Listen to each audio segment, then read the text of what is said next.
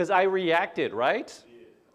Because if I were truly dead, if I was really dead, then every single compliment, every single nice thing that was said to me would not make me happy.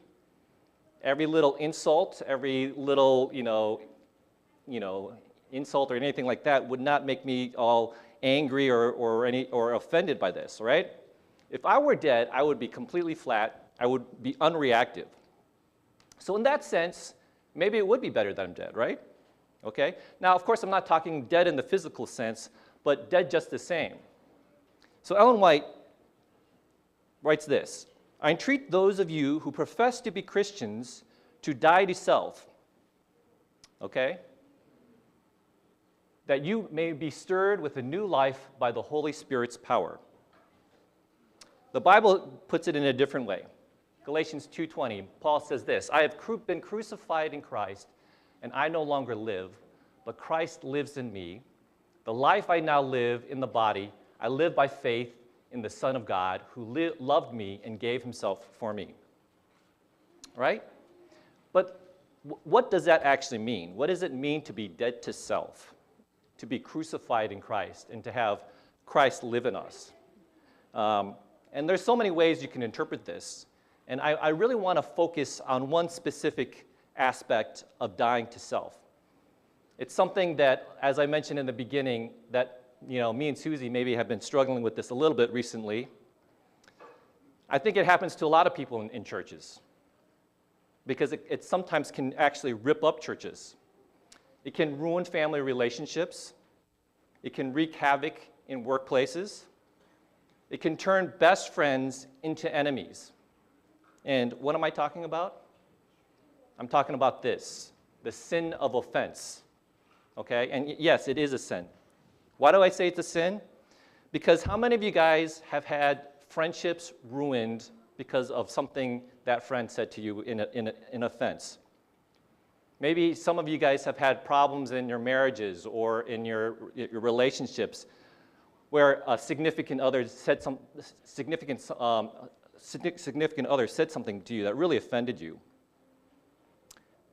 Maybe you've had someone even in this church that's really offended you. Really? So has that happened to any of you guys? Because being offended really is a problem because it keeps you up at night, it ruins your sleep, it ruins your appetite. How many of you have had this happen to you? I can't count the number of times where I have been up at night because I was offended. And more importantly, when we are offended, it ruins our spiritual growth, right? Have you ever had to try to do a morning devotion when you were really offended by something? It's really hard, right? And more importantly, it kills church growth, it kills church unity.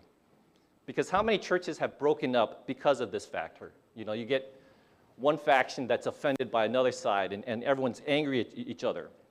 In fact, I think offense is one of Satan's best tools to conquer us, and he uses it really effectively. So I recently read a book by a guy named John Bevere. It's called The Bait of Satan, okay? And basically, it goes into living free from the deadly trap of offense. And in his intro, he writes this: the book you hold is quite possibly the most important confrontation with truth you'll encounter in your lifetime. I can say this with confidence not because I've written it, but because of its subject matter. The issue of offense, the very core of the bait of Satan, is often the most difficult obstacle an individual must face and overcome. I mean, do you believe that?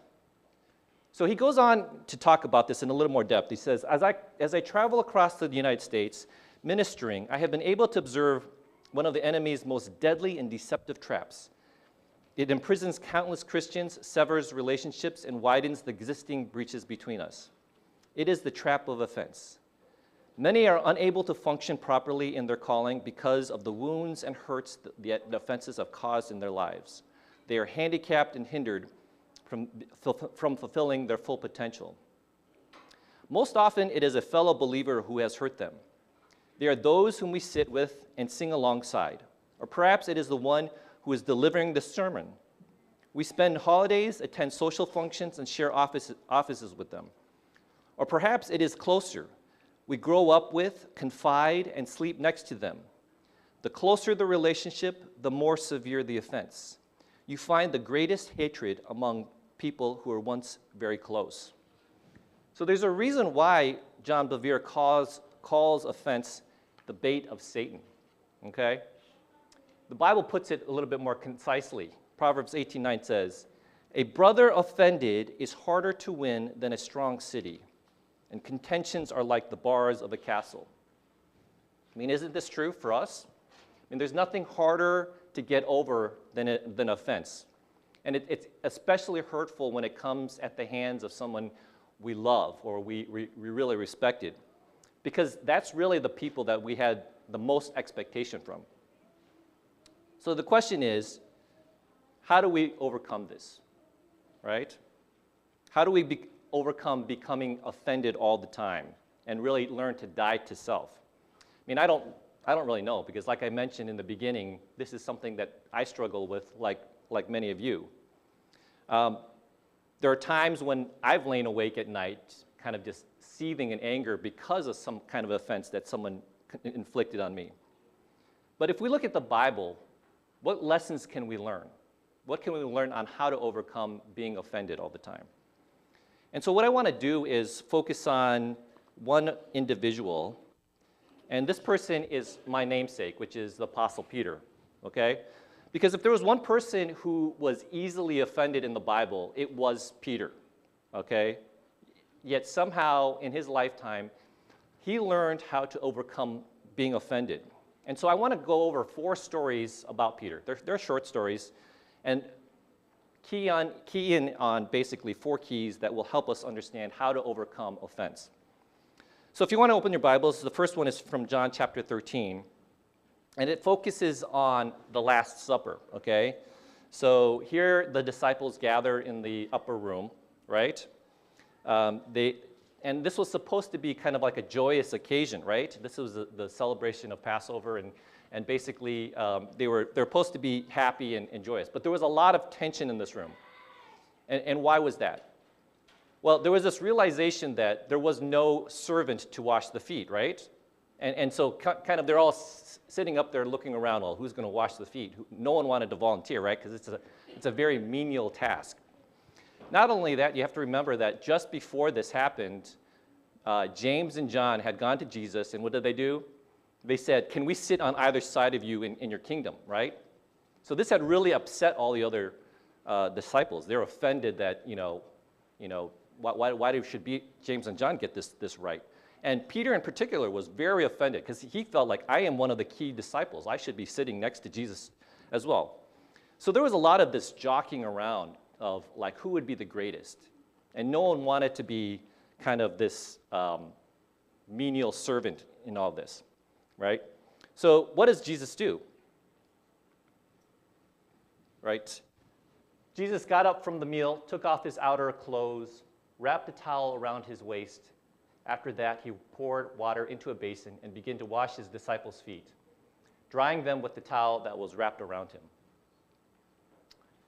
So basically, Jesus does what all the disciples should have done, right? And Peter in particular was dismayed by this.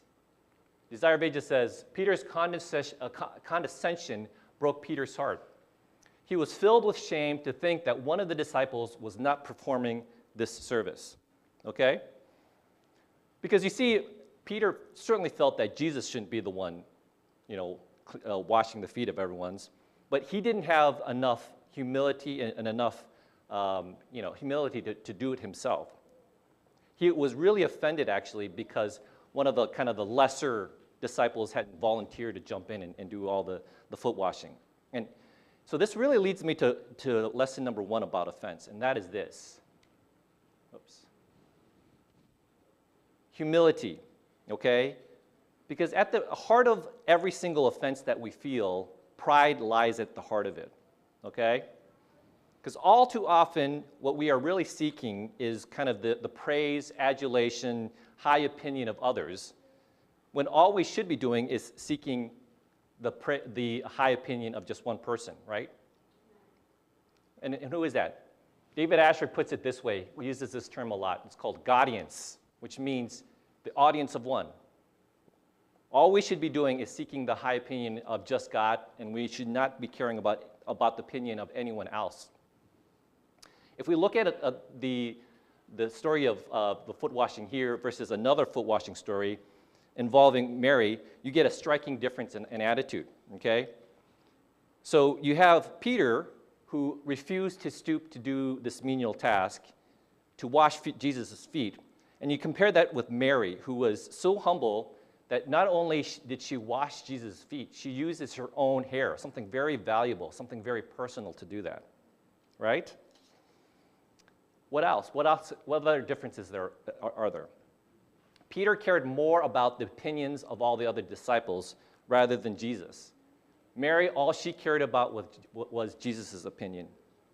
And because of this, if Peter had maybe just a little bit of the humility that Mary had, maybe, just maybe, he would not have fallen to the prey of sin and betrayed Jesus later that evening.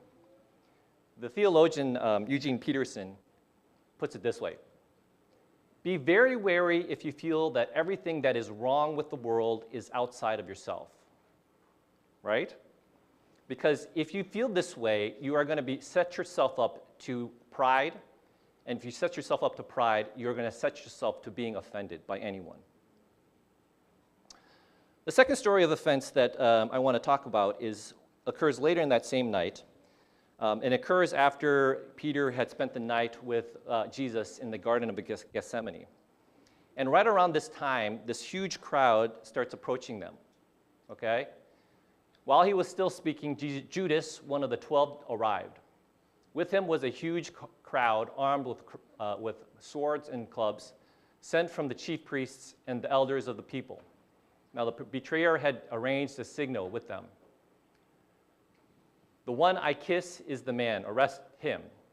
Going at once to Jesus, Judas said, "Greetings, Rabbi," and kissed him.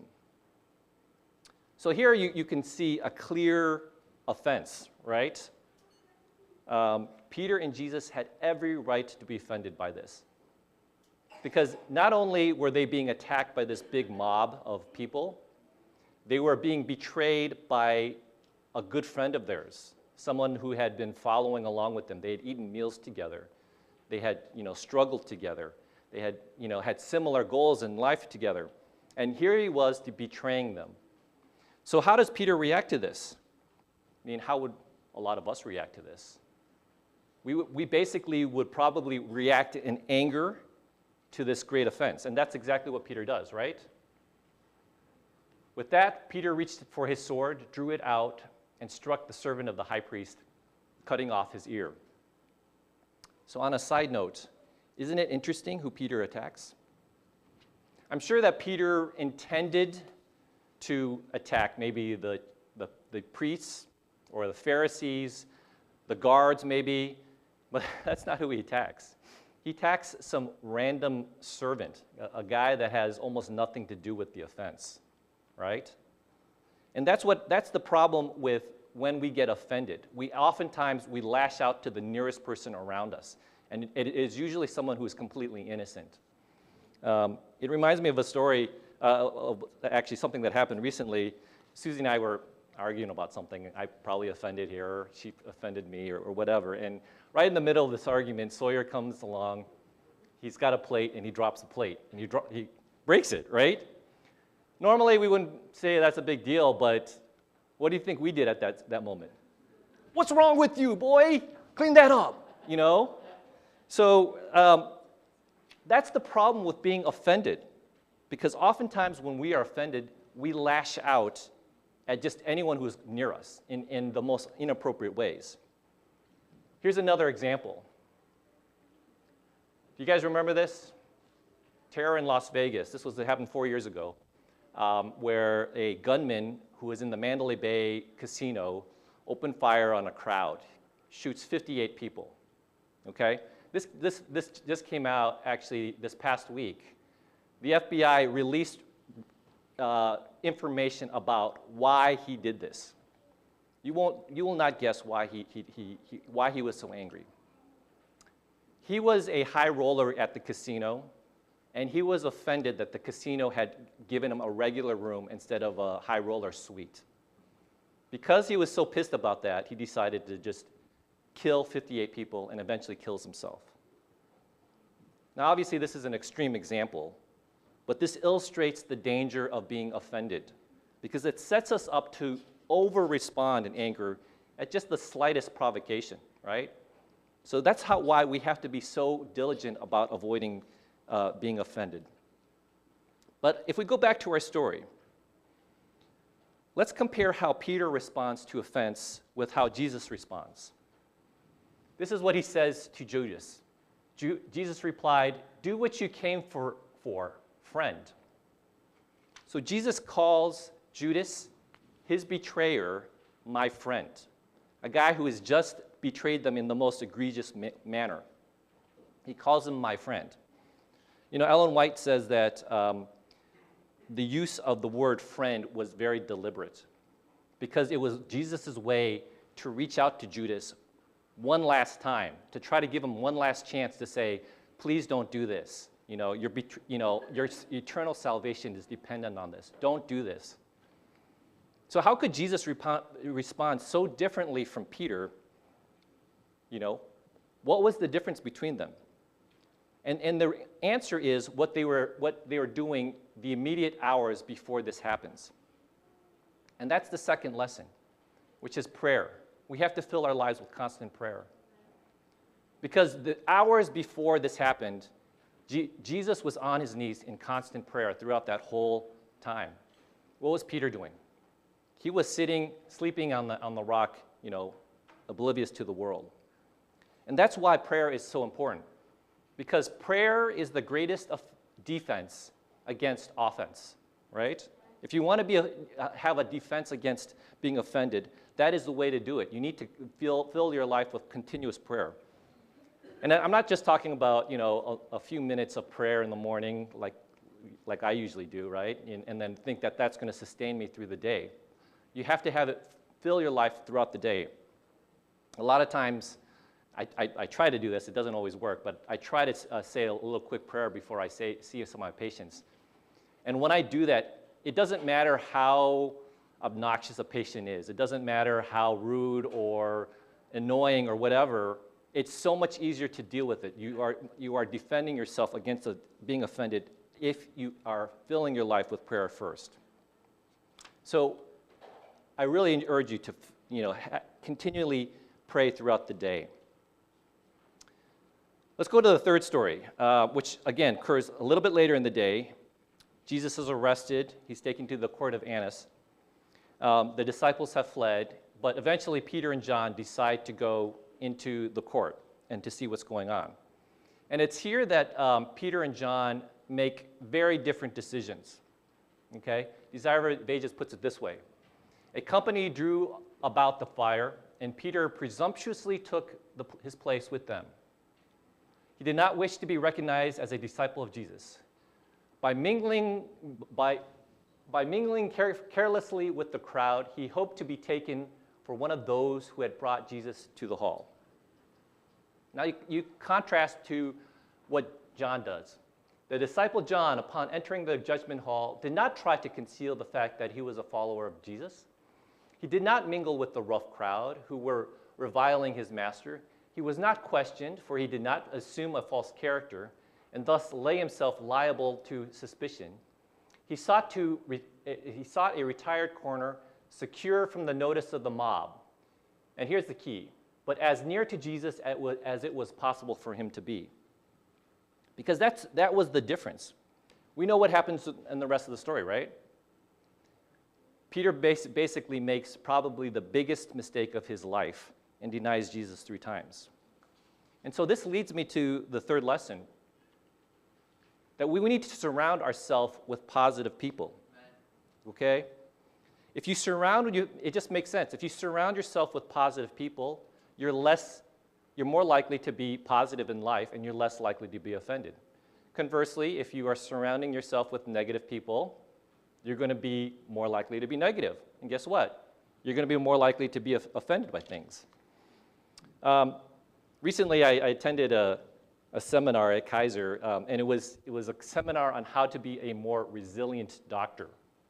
So it was kind of interesting. One of the tips, of course, was you want to surround yourself with positive people. And the interesting thing is we went around the room and people were saying, well, who are the positive people in your lives? And a certain person kept on coming up. They kept on naming the same person. I don't know how many of you guys work at Kaiser, but this guy's name is John Chuck. He's a family doc. He's the former health and wellness director at Kaiser. And I don't know John Chuck at all. I've talked to him a few times, but I will say that the few times I've talked to him, you can tell that he's a very positive person. And I remember one conversation with him in particular. He had called me to ask about a cardiac patient, and we had talked a bit. And at the end of the conversation, he goes, well, Peter, I hope you have a very wonderful weekend, okay? And so my response was, well, actually, I'm on call this weekend, okay? So the implication was, it's not going to be a good weekend. I'm going to be working all weekend. So his response was this. He goes, oh, that is great. You have the opportunity to touch so many people's lives this weekend. And I was like, at first I was like pretty sheepish. I was like, oh, yeah, I guess that's true. But it got me thinking, yeah, he's absolutely right. Everything is about how you view things. If you have positive people influencing you, then you're going to view things positively. One of the main reasons why Peter failed was because of this. In this situation, he decided to mingle with the rough crowd, with the negative crowd, right? He should have been like John. Instead, being as close to Jesus or as close to Christ-like people as you can possibly be. I've been best blessed in my life because I've tried to surround myself with positive people, positive men, people like Calvin, like Danny, who have given me good advice from time to time when I've really needed it. And that's really why church is so important. Because hopefully, if we're the right church, the kind of church that we should be, right? We should be surrounding ourselves with positive, godly people that will make it difficult for us to be offended because we have the encouragement and the positivity coming from those people. Okay, so let me go to the final story about Peter. And so far, all the stories have been negative, negative, negative, right? So I want to finish with a positive story about Peter. It occurs much later, after the crucifixion, after the Pentecost. It occurs after he's performing all these miracles and preaching great sermons in Jerusalem. I believe, actually, it is the last story about Peter in the Bible. And so at this time, King Herod decided to put an end to the rising Christianity in Jerusalem. So if you're going to kill a movement, what do? You take out the leaders, right? So he first kills James, and then soon after this, he arrests Peter.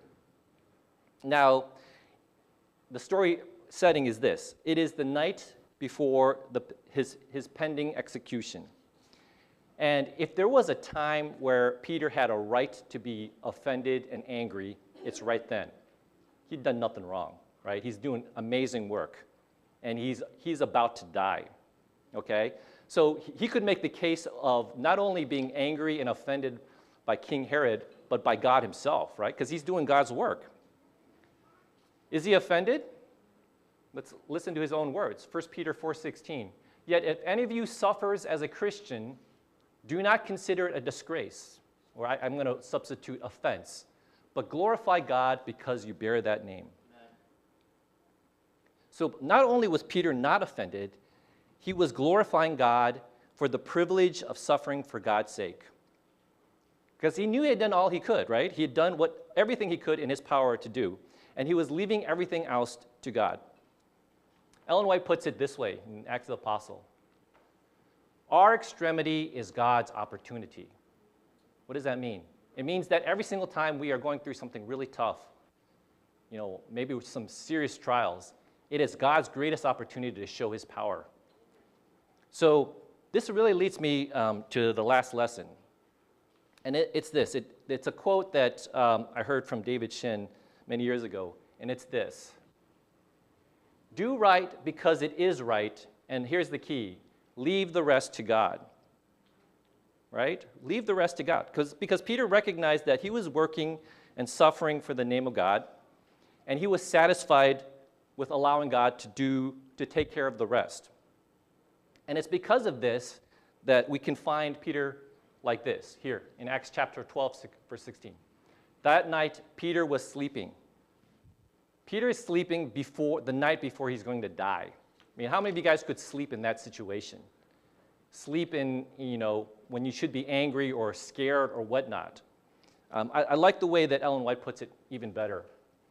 A mighty angel is sent from heaven to rescue Peter. He enters the cell, and there lies Peter sleeping the peaceful sleep of perfect trust. The peaceful sleep of perfect trust. I mean, how many of you guys would love to have that kind of sleep? Every single night, right? Susie actually, she has, I don't know if you know this, she's got back problems all the time. She's trying all kinds of things she has this thing right here. I don't know if you can see it. It's an inverter, tries to stretch out the back. She goes to chiropractor every once in a while because her back is always hurting her. And the worst part is her back pain gets a lot worse when she goes to sleep. So she's sleeping all like different mattresses. She's tried that. She's even slept in recliners to try to relieve that pain. So Susie, I know for sure, knows the value of good sleep, right? Wouldn't you want that same kind of sleep, that peaceful sleep? That peaceful sleep that is only possible in perfect trust. Now, incidentally, just to demonstrate this idea of doing right because it is right and leaving the rest to God, do you guys remember the rest of this story? Right? Peter gets released from prison by this angel, okay? And what happens to King Herod? This is actually in the same chapter. Then immediately an angel of the Lord struck King Herod because he did not give glory to God, and he was eaten by worms and died. Not that we should be wishing this on anyone, right? But it illustrates the point that we don't have to worry about justice. We don't have to worry about anything. God is going to take care of everything. We need to just leave the rest to God, because in doing so, we will not be offended, and we will be able to sleep that peaceful sleep of perfect trust. So I want to finish my sermon with a story that was from the news. You probably saw this story. It happened about 4 years ago. You guys remember this? Rescuers search for a teenage soccer team believed to be trapped in a cave in Thailand. Okay, happened 4 years ago. I remember this story a little bit because I kind of remember reading it, and then I remember a few days later, like, oh, they got rescued. Well, that's cool. And I didn't realize how much of an ordeal it was. So there was this documentary that I saw. If you haven't seen it, it's an excellent documentary. It's called The Rescue. And it goes over the details about what it took to rescue these 12 boys. Okay, so the story is basically these 12 boys were a part of a soccer team, and one day they decided to go into a cave to go exploring. While they're in the cave, it starts to rain torrentially, just buckets of water, and the cave floods. And these 12 boys are trapped in the cave. Can't get out. It's water everywhere, okay? And so basically what they did is basically they had to try to assign the Thai Navy SEALs to try to rescue them. So the Thai Navy SEALs tried to get into the cave, and they were trying to do this. Now, the problem with that is the Navy SEALs, they're used to diving in open water. They're not used to diving in a cave. It's completely different. And they just found it incredibly difficult. They couldn't get through, okay? In fact, one of the Navy SEALs actually died in the rescue attempts. So finally, the government decided to seek some outside help, and they go to these two guys. They're not much to look at, but they're the leading cave divers in the world, okay? The guy's name is John Valanthin and Rick Stanton, okay? So they're from Great Britain, and they flew into Thailand, and they begin to search the caves. Finally, day 10 of the search, they find the boys, okay? Now, here was the problem, okay? They had no idea how they were going to get these boys out. Because you see, Where they were found was 2.5 miles from the entrance. Okay, so 2.5 miles from the entrance of the cave is where they find the boys. Now, most people in the news media, they thought, well, the way they were going to rescue them is just, give them a mask, kind of like this, give them a mask, an oxygen tank, let them swim out with the rescuers, and that would be it. But you see, that was never going to work because when it comes to diving, especially with amateurs, there is something called panic diver bolting, okay? People sometimes just panic when they're diving. You can see the lady on the left, she's one of them. She ripped off her mask in her oxygen and is like almost died in this situation. So it's very common. In cave diving, it's even more common because you're not talking about open water, you're talking about tight and, can you imagine trying to dive and you're completely around in a cave? Tight spaces, so it was very common. And in fact, these rescue divers had to rescue 2 cave workers and swim them out about 100 yards. And they almost died because these people just freaked out in the cave. They would rip off everything. The rescuers described it as like an underwater wrestling match. So the rescuers like, this is not going to work. There's no way we can do this. We can't swim them out like this. So what were the other ideas to get them out? Well, they were talking about, well, can we drill all the way down through the mountain? I mean, you're talking about thousands of yards, feet of rock and everything. That wasn't going to work. There was even talk about saying, okay, we're going to just leave them there until the monsoon season ends and the water comes down and then we can get them out. So you're talking months and months in this cave. And they were saying, that's not going to work. I mean, the water was coming up, oxygen was going down in the cave. And so they said, that's not going to work. The rescuers came up with only one solution. It was an absolutely crazy solution, okay? So one of the other divers was this guy. His name is Dr. Richard Harris. He's an anesthesiologist. The idea was, we're going to put these boys to sleep. We're going to completely anesthetize them.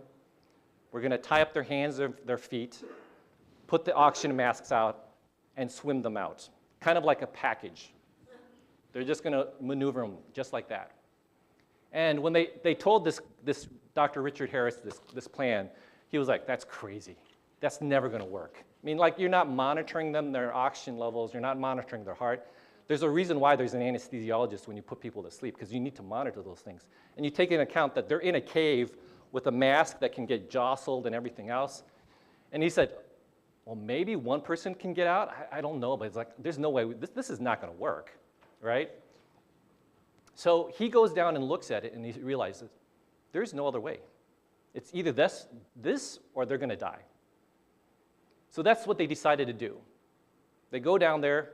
Dr. Harris, he sits them, each of the boys on his lap, injects them with an anesthetic. They go to sleep. They tie up the boys. They put an oxygen mask on.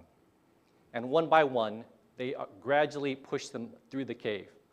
Each child took between 6 and 8 hours to swim them out of the cave.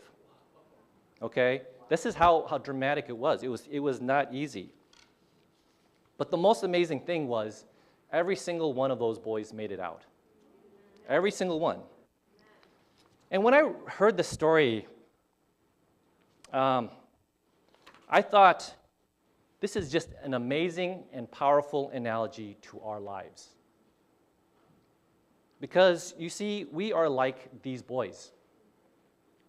We are trapped in this world that's dark, it's oxygen deprived, it's smelly, it's nasty. And the funny thing is, a lot of us feel like, we can survive down here. You just give us some food, we'll be fine, right? But luckily, we have a rescuer that has a bigger vision than that. He says, I want to take you out of this nasty place, and I want to take you to a place full of sunlight, full of life. The problem is, he knows that we have to get through the trials and tribulations of this cave, okay? He knows that we're going to be offended at times. He's going to have to cram us through these little tribulations. The only way we're going to make it is if we go to sleep in trusting him. to be completely at peace with that. That's the only way that's going to happen. And so that's my challenge to you for you guys is this. Can we be like this? Can we go to sleep in the safest place you can possibly be? And that is in the hands of Jesus Christ. Because I know for me personally, that's the place where I want to be. I want to sleep that perfect sleep, the peaceful sleep of perfect trust, like this little baby, right? I want to just finish up by saying this. I know it's been a challenging year for many of us. It's been full of offenses and hurt feelings sometimes. And I would like to say that if me or Susie have offended any of you guys in this past year, we're really sorry about that. I pray that you'll forgive us. But more importantly, I want our church to live by these 4 principles. That we are a church of humility. We're a church of prayer.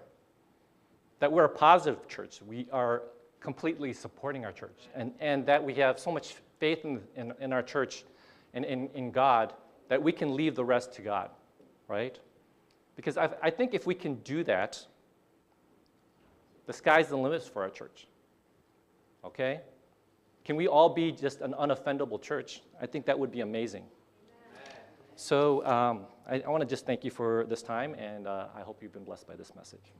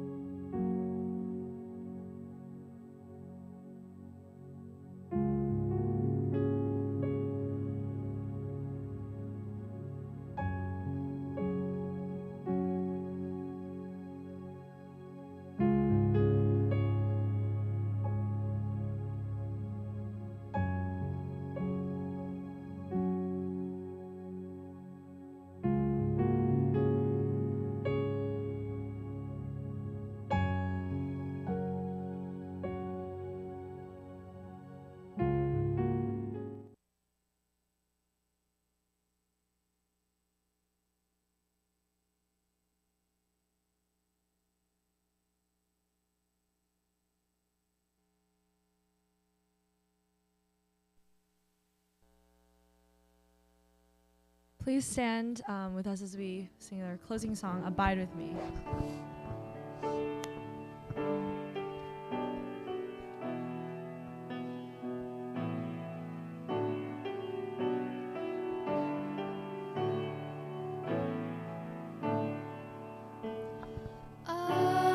Abide with me, fast falls the eventide.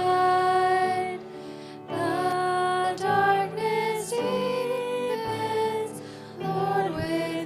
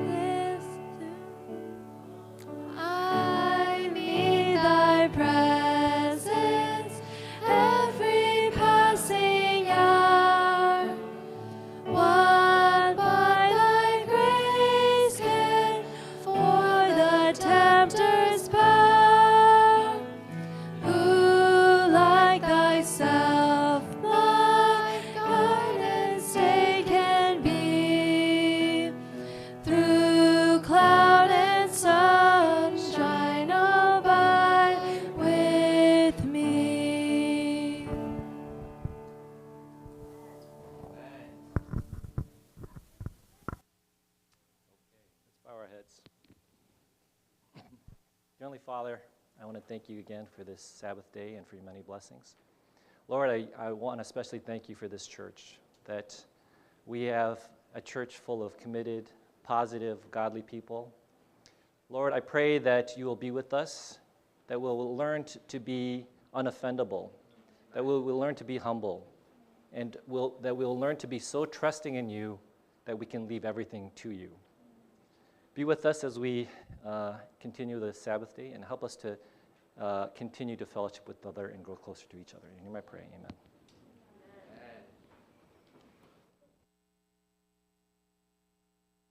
Were you blessed by the message? I'm sure it's one of those messages that every single one of us can relate to. Peter, thank you so much for sharing that with us. I just want to share a few announcements. If you're visiting for the first time, we want to welcome you. We're so glad you're here, and we hope that you'll join us for the fellowship luncheon right next door in the gymnasium. Tonight, we have an in-reach outreach event, a ping pong event starting at 8 o'clock tonight. And we want you to come. It's for everybody, beginners, amateurs, experts, and we're going to have a great time. You have friends and neighbors you want to bring, please bring them.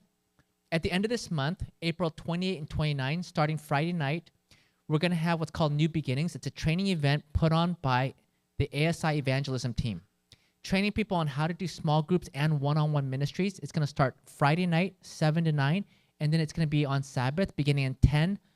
We have lunch, and then it's going to end at 5 p.m. So we want to encourage everyone to come join us for that. It's going to be here. And it's free. You don't have to register or anything. We just want you to come.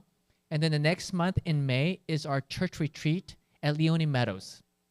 And we're going there that weekend. It's Mother's Day weekend because they have great food there, so the mothers don't have to cook. We've got incredible speakers. We have a speaker coming from Washington. I heard him at ASI. He was so good. I called my church, and I said, you got to have him as a church retreat speaker for the next weekend because we didn't have a church speaker. He spoke there. I had him speak at our F5 event. His story is that good. And he's coming to be one of our speakers, as well as Shu Vang. So our speaker lineup is great, and we're going to have a fun interactive activity called Physical 100. Some of you guys know what that's all about. It's going to be Saturday night. So invite your friends, and we want to pack it out and have a great time. So we want to invite you all. Anyways, we want to wish each and every one of you a blessed Sabbath day. Thank you.